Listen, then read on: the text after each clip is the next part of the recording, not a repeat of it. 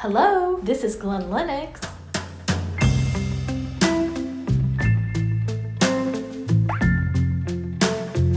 That was probably more the driving force behind coming out of the private sector and going into the public sector more than anything was this need to feel like I was contributing back to community in some form and making people's lives better.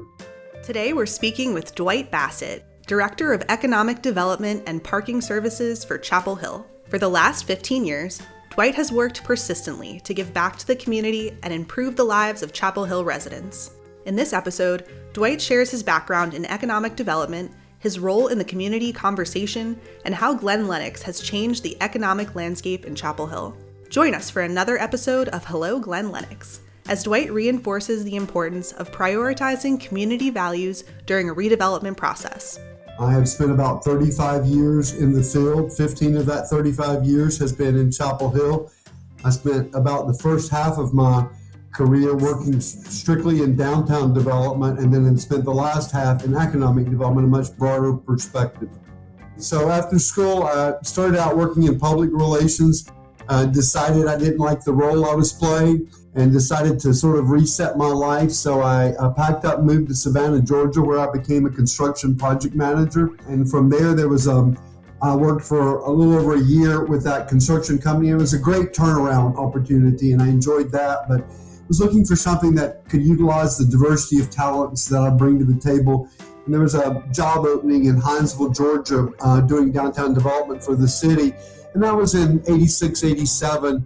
And so I started there, and then I moved up the East Coast to McCormick County, South Carolina, just outside of Augusta, Georgia, and then up to the Charlotte region to Concord, North Carolina, then Statesville, North Carolina, and then down to Rock Hill, South Carolina, where I started working more in the field of economic development in the early 2000s. And from there, I came to Chapel Hill. And so I spent from 89 to 2004 in the Charlotte region, and then I've been here since 2007.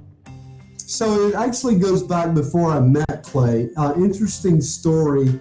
In the mid-90s, I met Clay and Gordon's mother, Rochelle Grubb, at a conference somewhere in North Carolina. It was about downtown development. She was interested in seeing revitalization happen in Lenoir.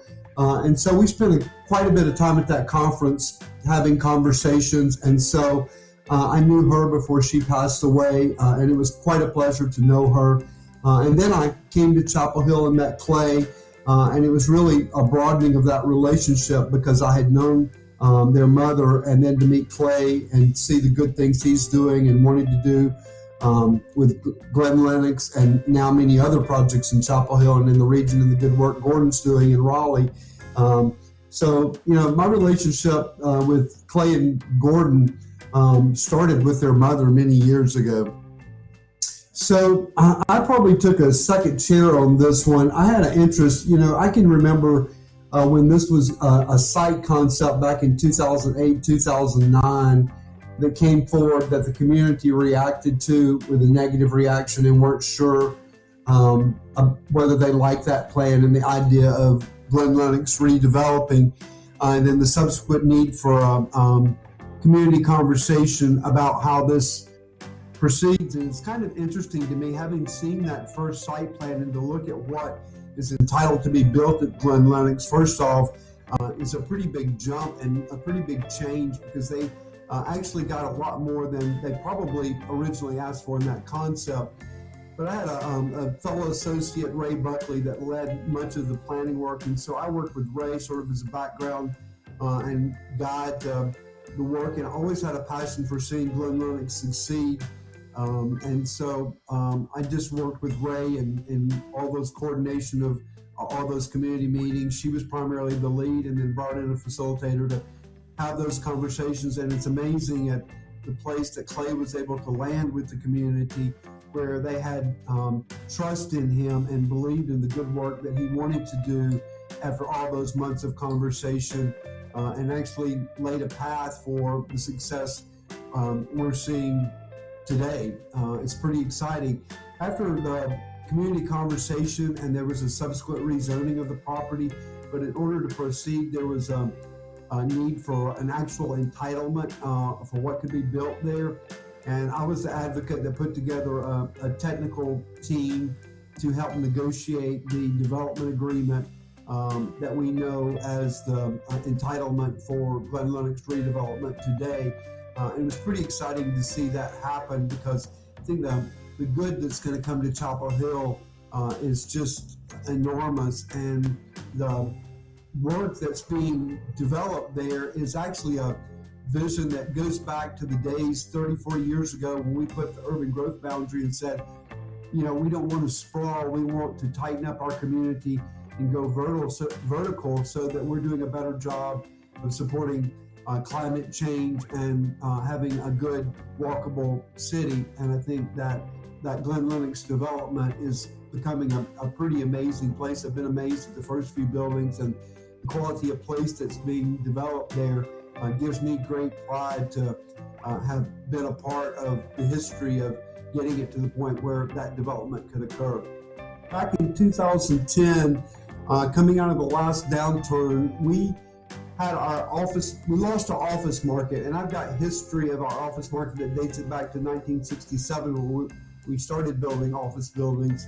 And it was the first time in our history that we'd gone through a period where we weren't building office space. Glen Lennox had been entitled for about 500,000 square feet of office space, and we saw it as a way to recapture our office market. And so we spent about 1.5 years working with council and created an incentive for them to want to build that space. So they're helping to rebuild our office market now, both at Glen Lennox and in downtown, and that's a pretty exciting role to play, as well as with other developers. But also the quality of place being created at Glen Lennox is one of the better examples of good place in Chapel Hill. It's, because we're a growing community that kind of near the end of our life cycle of growth and development, because we're almost out of land, so it will strictly be redevelopment. Seeing good place created is probably more important today than it ever has been. And having Glen Lennox as a partner doing such a great job at Glen Lennox in creating livable places, creating great places to work, and creating great places to shop. So it's that live, work, and play close to transit is really a huge addition to our landscape. Clay is an extraordinary developer, and the investments that he's making in our community are somewhat unparalleled because he cares about place. And so I think having a partner like Clay makes it an exceptional process. From my particular role as economic development, I was a little bit frustrated because if you look at the time period that they submitted concept in 08-09, and then we didn't get around to entitling their development agreement until 2014, in that amount of time, you go through several market cycles, and it makes it harder for a developer to know and just know from the background of what was going on at Glen Lennox during that time period. A partner brought in and then bought back out. And I think that if I had it to do over, I would like to try to have a tighter time cycle so that we could be in one market cycle from maybe beginning to end, so that where we start gives us a good vision of where we're going, and we don't have to depend upon changes in the market and effects in the market to affect that. And I say all that to say, I still don't think that what's happening at Glen Lennox could be any better than where it is and what is being built there. I still think it's a huge source of community pride to see the redevelopment going on. Finding a great developer like Clay Grubb out of Charlotte was the first great step, and I think that's pretty important when you're trying to reinforce community values in a community like Chapel Hill. So I think that's a really important takeaway from this development.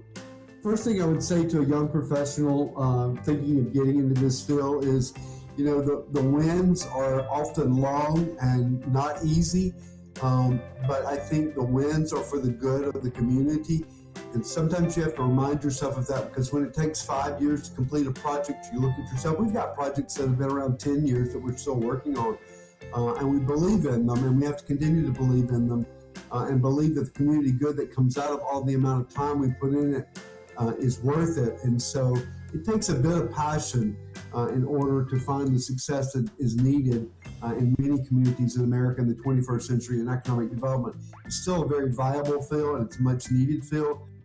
We have a council committee on economic sustainability, which meets the first Friday of every month.